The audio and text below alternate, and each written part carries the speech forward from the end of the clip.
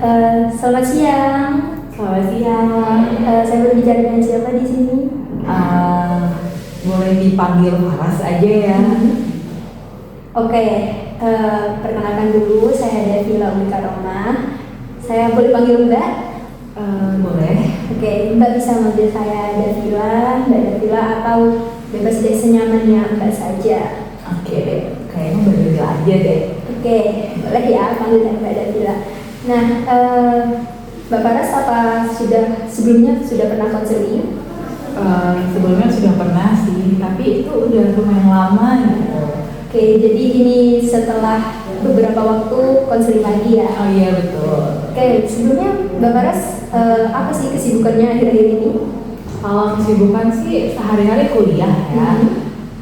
Kebetulan saya baru semester 3 dan kalau dibilang bebannya seberat yang atas sih enggak, cuma lumayan shock soalnya di semester sebelumnya tuh tugasnya kayaknya nggak sebanyak ini. Sekarang bertumpuk. Iya, kayak mana deket semua gitu, jadi cukup bingung ya. Terus selain kuliah ada kesibukan ini sih, komunitas gitu. Ikut komunitas apa Mbak Faras? Salah satu komunitas literasi di Malang, namanya Duduk Baca, dan kebetulan aku jadi ini pengurus divisi event. Gitu. Ya. Mbak Faras suka baca ya? Iya, suka. Dulu apa yang biasanya dibaca? Banyak sih, cuma kalau yang paling disuka itu genre fiksi sejarah. Karena aku juga suka sejarah dan fantasi, karena aku suka berimajinasi. Oke, anaknya suka berimajinasi ya? Iya. Kebetulan saya juga suka baca, nanti kita bisa sharing-sharing ya? Boleh di setelah buku ya? ini. Oke. Nah, sehubungan kedatangan Mbak Faras ke sini, apakah ada yang ingin Mbak Faras ceritakan atau obrolin? Ada sih. Ini bisa langsung dimulai aja kan ya? Boleh. Oke. Jadi sebenarnya banyak yang lagi saya rasain, yang aku rasain, yang aku pikirin, yang aku cemasin juga. Karena ya udah masuk usia dewasa. Kalau kata orang-orang sudah mau ini quarter life crisis gitu. Nah, meskipun masih belum ya, masih belum 20 nih, belum kepala dua. Tapi tetap aja udah banyak yang ditakutin, udah banyak yang dipikirin, dan jujur itu lumayan memusingkan, apalagi tugas kuliah juga banyak nih. Iya. Nah, yang paling bikin pusing gitu, paling bikin kepikiran, aku merasa aku takut untuk gagal. Oke. Entah itu takut gagal ataukah aku takut melihat reaksi orang-orang ketika aku gagal. Itu sih yang lagi dialamin banget akhir-akhir ini. Oke, sebelum kita menggali cerita Mbak Faras lebih dalam, saya di sini akan membuat kesepakatan. Okay. Nah, konseling kita ini akan berjalan sekitar 30 sampai 45 menit ke depan. Nah, Mbak Faras bisa menceritakan semuanya apapun tanpa takut cerita ini akan bocor kemana-mana, karena yang tahu cerita ini hanya Mbak Faras, saya, dan kecuali kalau cerita yang Mbak Faras ceritakan itu dapat membahayakan Mbak Faras sendiri atau orang di sekitar, yang saya perlu mengambil tindakan seperti itu. Nah, selama proses konseling, apakah saya akan mencatat apakah Mbak Faras keberatan? Enggak, boleh Pak. Oke, saya akan mencatat beberapa poin ya supaya mempermudah kita untuk membahas apa yang Mbak Faras rasakan hari ini. Oke, tadi kan Mbak Faras bilang ya kalau Mbak Faras itu takut akan kegagalan. Nah, boleh diceritakan lebih lanjut ketakutan yang Mbak Faras rasakan itu? Jadi saya ini takut gagal.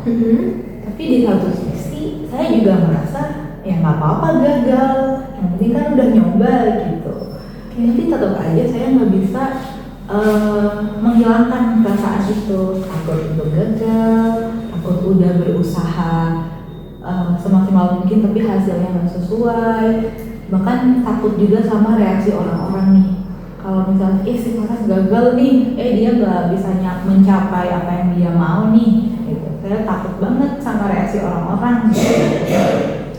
Dan menurut saya itu udah lumayan ganggu ke kegiatan sehari-hari juga. Apalagi kan sekarang udah padat ya kuliah, harus ngejar kegiatan lain juga gitu.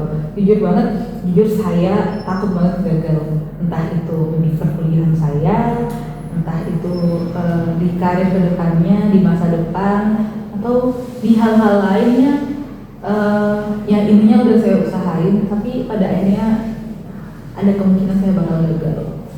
Oke, nah kalau Mbak Faras merasa gagal, apa yang biasanya Mbak Faras lakukan? Kalau dari diri sendiri ya, yang pasti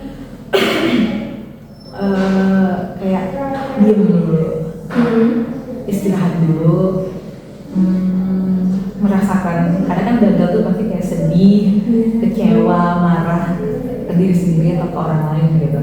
Tapi sebelum itu lebih kayak nangis dulu, atau kalau udah capek, udah kecewa berat itu paling langsung tidur gitu sih. Jadi kayak mencari pelampiasan dulu kalau misal gagal.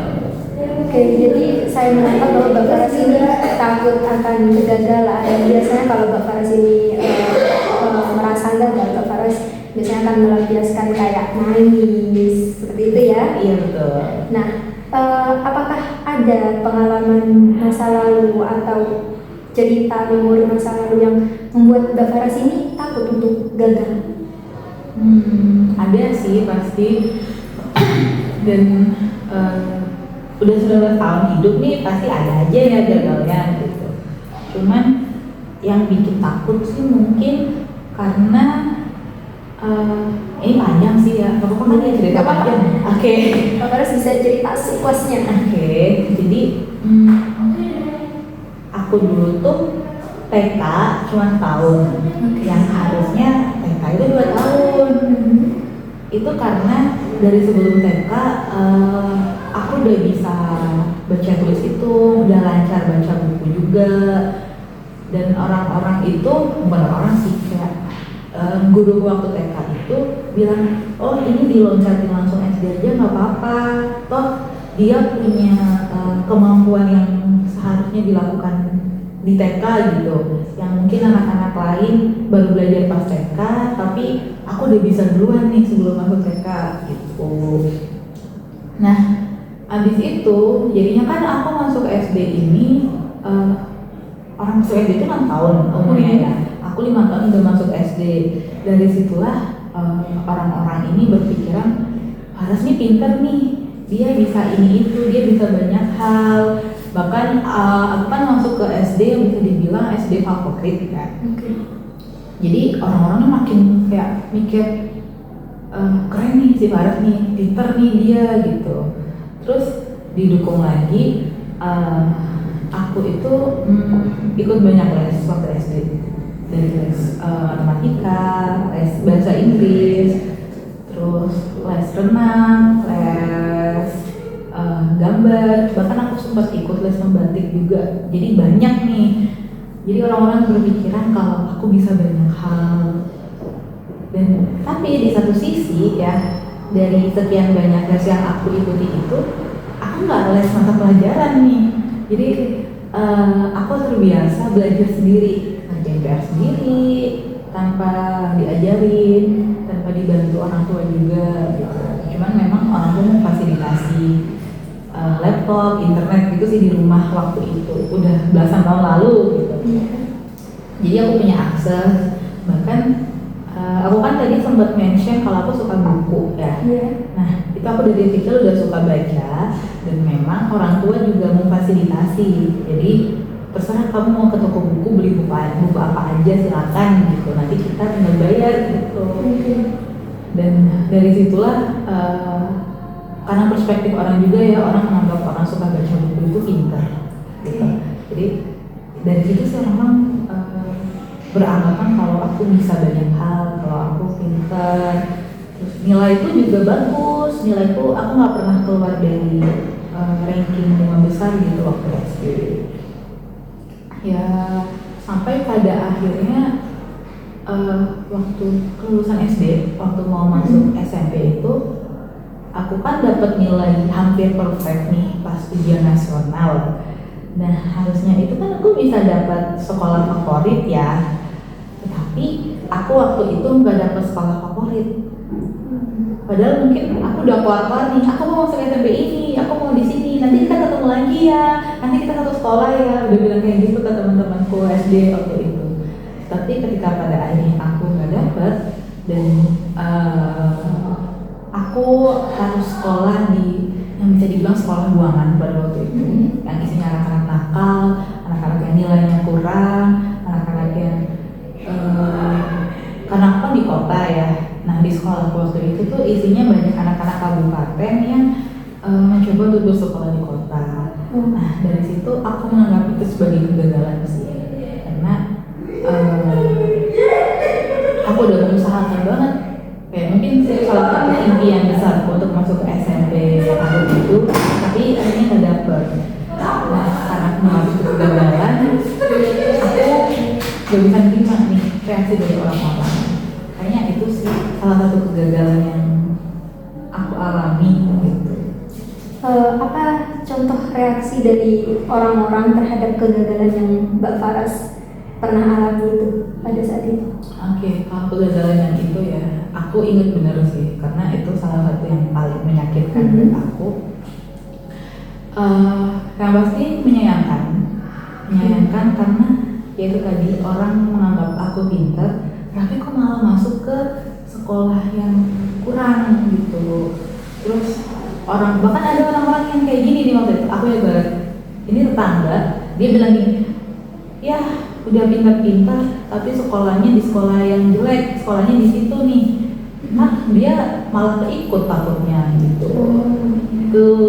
Terus kayak percuma dong udah belajar tapi ujung-ujungnya sekolahnya juga di situ juga gitu. Terus saya paham apa yang Mbak Faras rasakan ya tentang kegagalan, karena Mbak Faras sudah melakukan hal-hal yang menurut Mbak Faras itu sudah Mbak Faras lakukan dengan sangat baik, tapi pada kenyataannya Mbak Faras malah keterima di sekolah yang dianggapnya itu nggak sesuai sama impian Mbak Faras gitu ya. Nah di saat itu terjadi, saat Mbak Faras sudah sekolah SMP kan ya ini ya, saat SMP, apa yang Mbak Faras lakukan di sekolah itu? Apakah Mbak Faras terus kayak menyayangkan kenapa aku gak sekolah di sini, atau Mbak Faras mencoba untuk kayak oke, aku akan jalani, itu gimana? Karena SMP ya, itu kita baru puber gitu, jadi kayak ada emosi yang meledak-ledak gitu. Yang pasti marah sih, marah ke orang-orang juga, bahkan marah ke orang yang gak salah waktu itu.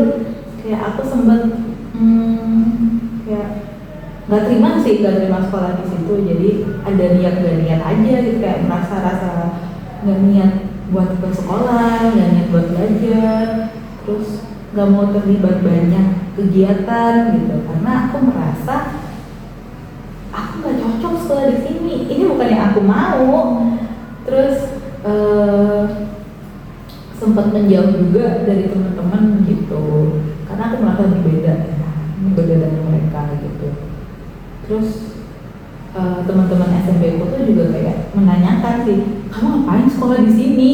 Ya, ini tuh bukan tempatmu, kayak digituin.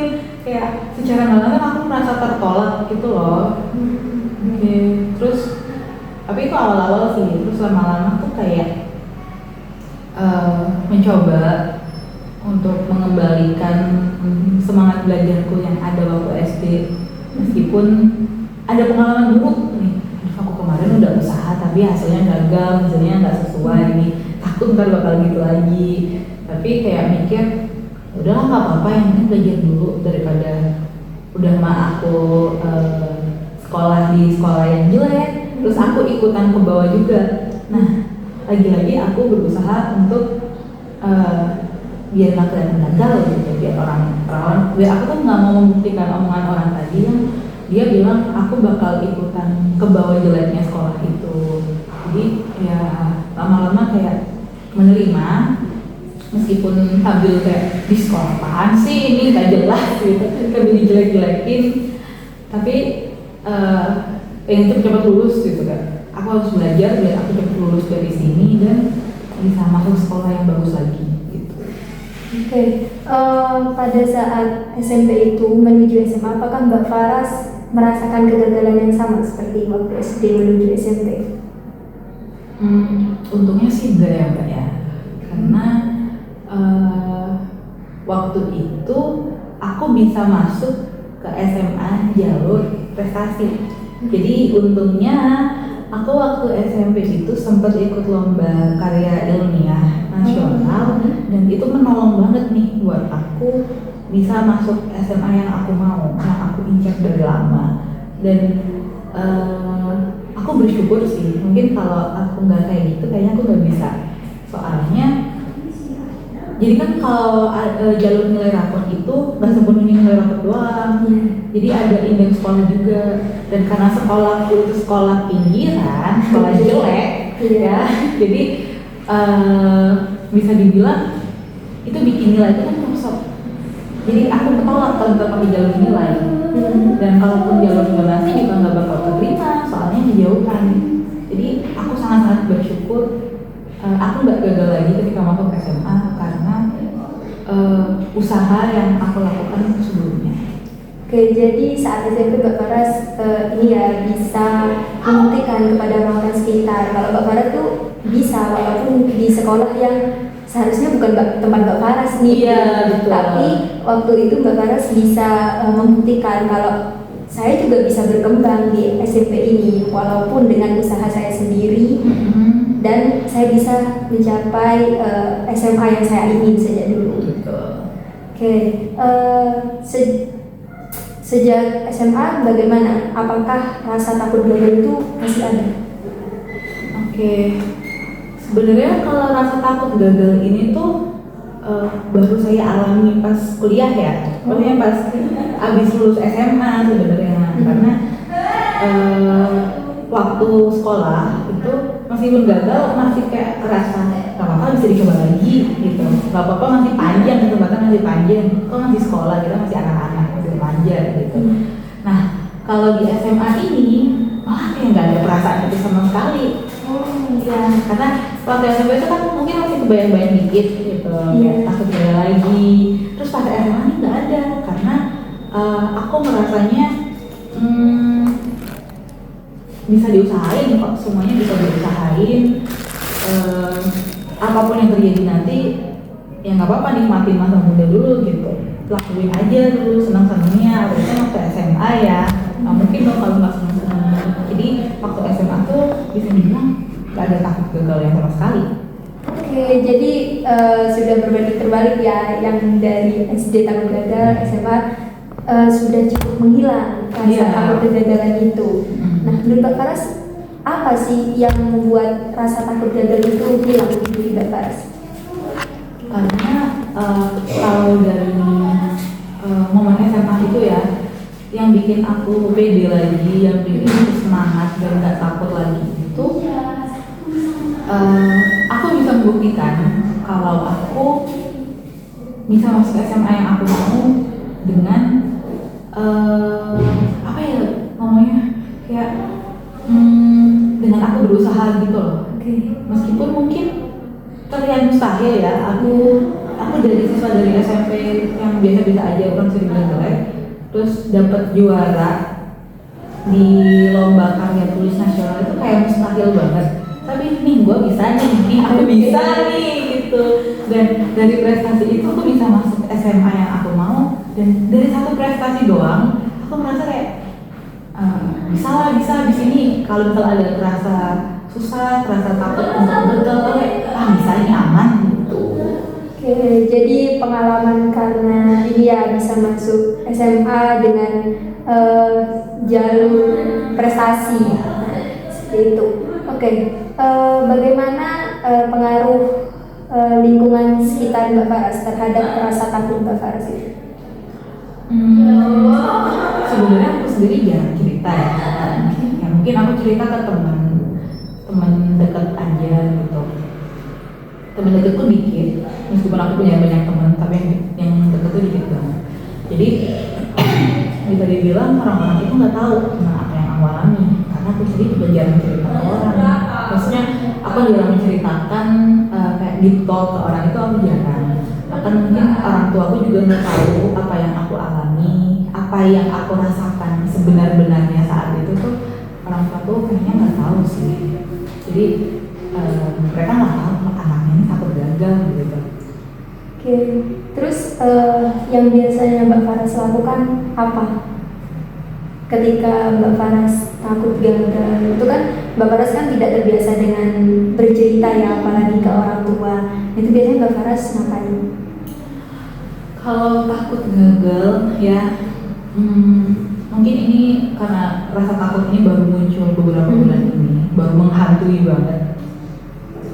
Karena udah sempat ada kegagalan lagi yang setelah SMA itu. Jadi gimana ya? Aku pengennya nih masuk UGM. Oke. Aku bisa mengusahakan itu. Aku dapat UTBK, aku lulus UTBK dengan nilai dengan skor yang bisa kok buat UGM. Bahkan aku udah lolos juga. Tapi at the end aku tetap gagal masuk UGM karena aku nggak dapat izin untuk merantau. Padahal sebenarnya aku bisa-bisa aja masuknya gitu. Nah, kalau aku lagi takut gagal nih, aku udah mulai menyadari kan, kalau sekeras apapun aku merencanakan, aku mengusahakan, akan ada faktor-faktor luar yang mempengaruhi hasil akhirnya. Entah itu faktor dari orang sekitar, dari aku sendiri yang aku nggak sadar, atau dari rencana Tuhan yang berbeda dengan apa yang kita rencanakan. Nah, itu yang aku lakuin adalah kalau aku lagi takut ya, aku menelusuri apa yang bikin aku takut. Karena aku mikir kalau aku masih takut berarti usahaku masih kurang gitu. Terus yang bikin aku takut nih gagalnya atau reaksi orang-orang gitu. Karena kadang tuh aku juga denial gitu loh. Aku nggak perlu mikirin omongan orang, tetapi di satu sisi omongan orang tuh ngaruh di aku sampai bikin aku takut. Tuh, jadi yang aku lakuin tuh ya itu sih kayak mencari tahu apa yang bikin takut, sumber ketakutanku itu apa. Terus karena ada pengalaman buruk ya dengan perencanaan masuk PTN Dki, aku berusaha semaksimal mungkin bikin plan B, rencana lain gitu. Kalau semisal ini nggak bisa, ya udah aku masih bisa melanjutkan rencana lain. Kalau misal satu tujuan gagal, aku bisa ngejar tujuan yang lain gitu. Oke, itu tindakan yang sudah bagus banget ya. Mbak Faras sudah terstruktur nih. Kalau Mbak Faras lagi merasa takut gagal, Mbak Faras mengidentifikasi nih apa sebenarnya yang membuat gagal. Terus Mbak Faras membuat plan-plan yang lain ketika plan yang utama itu gagal, seperti itu ya. Oke, Mbak Faras kan tadi bilang ya kalau kalau Mbak Faras itu berpikir kalau hidupku ini jalanmu sendiri, tapi Mbak Faras di sisi lain juga bilang kalau reaksi orang lain itu berdampak buat Mbak Faras. Nah itu gimana Mbak Faras? Oke, jadi namanya juga pendewasaan ya Mbak ya. Iya. Jadi berusaha menerapkan prinsip baru di mana it's my life gitu. Aku yang menjalani, aku yang menanggung resikonya, aku yang berusaha mati-matian, dan kalaupun gagal aku yang sakit, kalaupun sukses aku juga yang menikmati gitu. Aku berusaha menerapkan prinsip kalau ya suka-suka aku, ini hidupku gitu, nggak perlu ngurusin omongan orang, kita nggak perlu punya ekspektasi orang gitu. Tetapi di satu sisi aku pun belum sepenuhnya bisa menerapkan prinsip itu. Aku masih sering kepikiran secara nggak sadar. Meskipun aku bilang nggak bakal lah aku pikiran sama omongan orang, tapi dalam hati, dalam otak itu tuh ngaruh ke aku. Kayak contoh nih, Eh, aku tahun kemarin dapat UGM di UTBK dan orang-orang tahu itu. Dan ketika pada akhirnya mereka tahu kalau aku nggak jadi berangkat, aku nggak jadi pindah, orang-orang ini mikir kayak, lah apa sih nggak jelas sih si Faras gitu. Nah, aku tuh berusaha mikir kayak, ya udah sih bodo amat, orang yang jalannya aku, kenapa dia komen nggak didengerin. Tetapi secara nggak sadar aku kayak, iya juga ya, aku nggak jelas nih, aku bilangnya pindah, terus tapi ternyata nggak jadi gitu. Terus ada juga kayak omongan orang, si Farah nih katanya pintar nih, tapi kok dia begitu-begitu aja ya, kok dia progresnya lebih lambat ya gitu. Mungkin aku mikir kayak, ya udah orang yang jalanin gua, siapa orang komen masih didengerin, kayak toh mau cepet atau lama itu kan ya udah tiap orang beda-beda mikirnya kayak gitu. Tapi yang aku alami, yang aku rasakan dan aku lakukan sebaliknya, aku kepikiran kayak, iya juga ya, kok kalau dibandingin sama teman-temanku progresku lama, kok aku nggak sebagus teman-temanku yang udah sering muncul di IG kampus, di posting gitu. Terus pada akhirnya bikin aku melakukan hal lain yang impulsif juga. Jadi karena aku merasa tertinggal karena omongan orang itu, jadi aku nambah kegiatan lain nih, yang mungkin aku merasa ini bisa meningkatkan nilaiku di mata orang. Kalau seperti itu nggak perlu ya, ya sebenarnya nggak apa-apa sih, cuman alangkah baiknya kalau misal aku melakukan itu karena keinginanku sendiri, bukan untuk orang lain. Benar-benar apa-apa yang kita lakukan untuk diri sendiri itu sangat ini ya, sangat terasa daripada kita melakukan apa yang diekspektasikan orang lain. Nah itu pasti kerasa sangat beban banget ya. Nah satu lagi nih mungkin bisa Mbak Faras pegang ya. Semua orang itu memang prosesnya berbeda-beda. Ada yang lambat, ada yang cepat. Nah kayak gitu. Nah setiap orang kan memang prosesnya berbeda-beda. Nah itu nggak apa-apa, nggak ada yang salah. Itu hal yang wajar. Jadi nggak perlu Mbak Faras merasa takut untuk dijudge sama orang lain. Atau Mbak Faras bisa apa ya? Kita memang tidak bisa untuk mengatur mulut orang lain, tapi kita bisa menutup telinga kita sendiri. Nah kayak gitu. Mungkin Mbak Faras bisa memegang prinsip yang kayak gitu. Setiap proses itu apa ya? Kalau yang saya pegang itu jalan nggak apa-apa walaupun lambat, yang penting tetap dijalani. Kalau capek istirahat, tapi jangan berhenti, jadi tetap lanjut aja gitu. Proses itu penting, tapi yang paling penting itu progres. Bagaimana progres kita? Apakah kita sudah melangkah atau kita hanya diam di tempat? Nah seperti itu. Oke, saat ini apakah takut kegagalan itu masih menghantui Mbak Faras banget? Kalau dibilang menghantui sih pasti ya. Sekarang tuh apa-apa kalau mau ngelakuin sesuatu pasti ada perasaan takut gagal gitu. Tapi seiring berjalannya waktu, aku udah mulai bisa kayak mengurangi rasa takut itu. Makanya rasa takutnya itu tetap ada, tetap muncul. Cuman setelah itu aku udah mulai bisa kayak nggak takut deh gitu, kayak udah mulai dikurangi, udah mulai mengatur rencana-rencana tadi biar setidaknya kalau misal gagal, aku udah siap gitu, aku udah lebih siap. Oke, jadi perkembangannya sudah cukup bagus ya, dari Mbak Faras takut gagal, sekarang sudah bisa mengontrol diri Mbak Faras ya, kayak gitu. Iya, lebih ke kalau mengontrol kayak apa ya? Aku merasa misal aku hari ini sekarang aku merencanakan untuk ikut lomba nih. Aku pede aja nih, terus tiba-tiba muncul 2 jam kemudian muncul rasa takut gagal. Nah itu untuk mengurangi rasa takutnya, aku memang punya caranya dan aku juga bisa menguranginya. Tapi itu baru bisa dilakukan di sehari atau 2 hari kemudian. Jadi rasa takut itu masih tetap menghantui aku selama beberapa waktu dan cukup mengganggu sih ya. Cuman untungnya memang aku masih udah punya caranya aja gitu. Oke, dari pembahasan kita nih dari awal sampai akhir tadi kan sudah banyak ya cerita ya. Apakah Mbak Farah sudah menemukan nih apa sebenarnya rasa takut yang menghantui Mbak Farah ini, akar masalahnya dari mana sih gitu? Oke, aku merasa udah mulai ketemu jawabannya, udah mulai kebuka ya. Kalau sebenarnya yang paling aku takuti, yang paling utama adalah takut akan reaksi orang lain gitu. Jadi kalaupun aku gagal, aku takut gagal, aku bisa mempersiapkan itu. Tapi aku nggak pernah mempersiapkan diri untuk menerima reaksi orang lain ketika aku gagal gitu.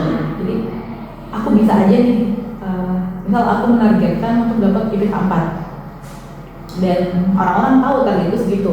Tapi ketika pada akhirnya IPK aku cuma 3,9, aku kayak oh ya udah nggak apa-apa, masih bagus. Tetapi ketika orang berkomentar, bereaksi kayak lah kok cuma segitu, kok nggak sampai 4 gitu, baru di situ aku sakit hati gitu. Nah, dari situ aku menyadari kalau yang paling aku takutkan adalah reaksi orang ketika aku gagal daripada kegagalan itu sendiri. Dan itu timbul dari aku yang terlalu mendengarkan orang lain, aku terlalu menuruti ekspektasi orang sehingga menimbulkan ketakutan-ketakutan lain dalam diriku. Oke, Mbak Faras berarti sudah menyadari ya apa yang Mbak Faras rasakan dan dampaknya seperti apa, terus berawalnya dari apa, itu Mbak Faras sudah menyadari hal itu ya? Oke, sudah menyadari. Oke, apakah ada yang Mbak Faras ceritakan kembali atau ada yang masih ganjel nih di hati Mbak Faras? Sejauh ini cukup sih, udah diceritakan semua dan udah lega juga. Oke, sudah cukup ya, karena waktu konseling ini sudah cukup lama ya kita berbicara. Mbak Faras juga sudah menemukan akar masalahnya apa, dampaknya apa. Mbak Faras juga sudah merefleksikan diri. Kita bisa usaikan sesi konseling kali ini. Nah, Mbak Faras, kalau misal ada yang ingin diceritakan lagi, ada yang masih mengganjal, Mbak Faras bisa menghubungi saya lewat WhatsApp atau bisa menemui saya langsung. Nanti kita jadwalkan ulang sesi konselingnya. Oke, terima kasih Mbak Faras ya sudah berkenan cerita kepada saya, sudah percaya kepada saya untuk bercerita tentang masalah yang Mbak Faras hadapi. Mbak Faras berani untuk terbuka kepada saya, yang dimana saya orang baru ya untuk Mbak Faras. Nah, itu sudah sangat bagus ya untuk Mbak Faras. Mbak Faras berani bercerita, berani untuk terbuka. Padahal tadi Mbak Faras bilang kalau Mbak Faras tidak terlalu terbuka ya dia sebentar. Nah, itu sangat bagus ya. Saya sangat apresiasi itu terhadap Mbak Faras. Oke, terima kasih Mbak Faras sudah bercerita kepada saya. Ya, terima kasih juga kepada Mbak Davila karena sudah mau mendengarkan cerita saya dan menanggapi serta membantu untuk lebih memahami apa yang saya alami. Oke, terima kasih Mbak Faras. Sampai bertemu lagi. Selamat siang.